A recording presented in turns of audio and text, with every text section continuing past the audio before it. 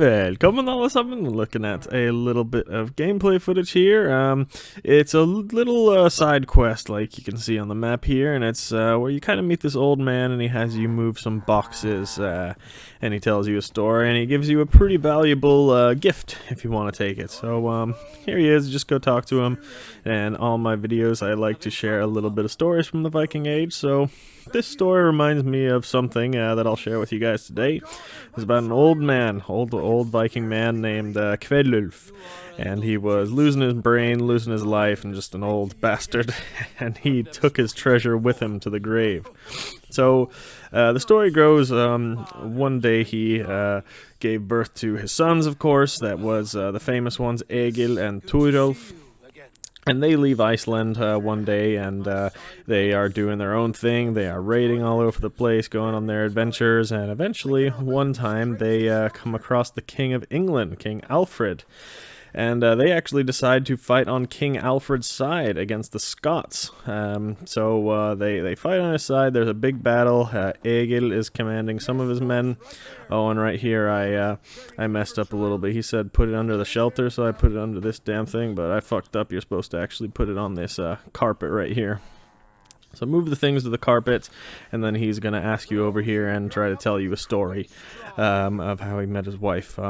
But anyway, continuing on with my story. So the two brothers, Egil and Thorolf, were fighting for the King of England against the Scots. Thorolf was the older brother and kind of charged into battle first. And then Thorolf eventually got killed. He was outgunned, he was way outnumbered, and he got killed. So Egil basically follows in his stead. He says, okay, you just killed my brother, goddammit. So he gets filled with rage, and he goes and basically kills all the Scots by himself and gets them running without the King of England having to do a damn thing.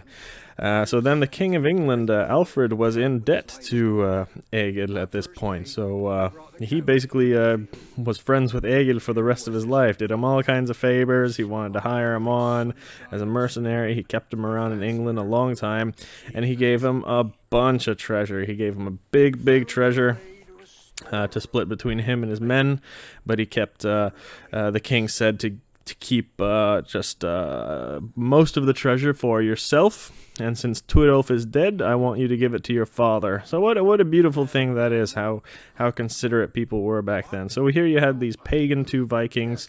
They fought for a Christian King of England, and the King of England rewards them and said, you know what, you take care of your family. I know your brother died in battle, but take the other half of this treasure and give it to your father.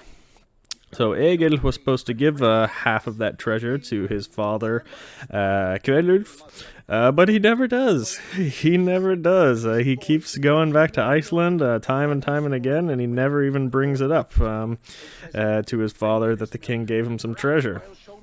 So eventually one day when the father, Kvedlulf, was getting very old, he just asked Egil, you know, Egil, I'm wondering, when are you going to give me Thorolf's half of the treasure that you keep hiding from me? And then Egil was like, oh, god damn it, how'd my dad find out about this? Must have been my damn wife or one of my men that told him. So he said, well, Dad, I'll give you the treasure. I would have given it to you if I thought you needed it. Because Kvedlulf was a really wealthy man, and he really didn't need any treasure, but either way, Egil should have given it to him anyway.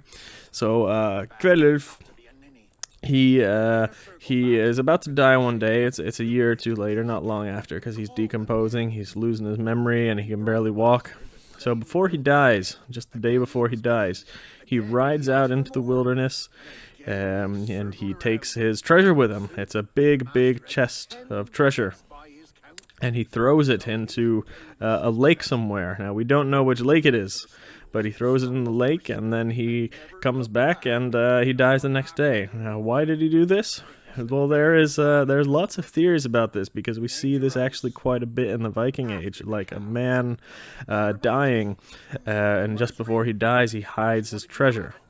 Also, here it is, you guys. He offers you a ring right here for listening to his story and helping him with the boxes, and you can choose to accept it or say keep it. I said you should keep it because, you know, maybe one day you actually do meet this guy's daughter and, you know, she wants to fuck. She probably won't want to if you take the ring, though, because that's he still thinks he's talking to his daughter right here. So anyway, we don't know exactly why a lot of the Vikings did this. They threw out their treasure in some hidden place just before they were about to die. There are some theories, but one of them is the fact that if you were reincarnated and you were remembered, if you were reincarnated into a next life, you would remember where you buried your treasure so you could come back rich in the next life. It's just one theory. We don't know if it's true, but that's a cool little interesting story there. So that's all I'll say for today. Vi ses nästa gång.